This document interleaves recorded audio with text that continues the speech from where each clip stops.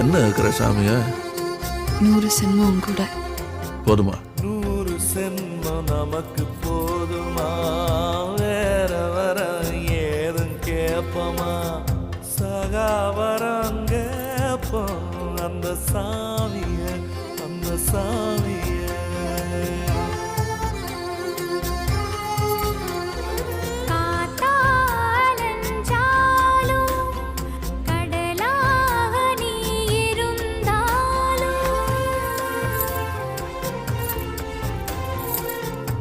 ஆகாசமான போதிலும் என்ன ஒரு எடுத்த போதிலும் சேர்ந்தே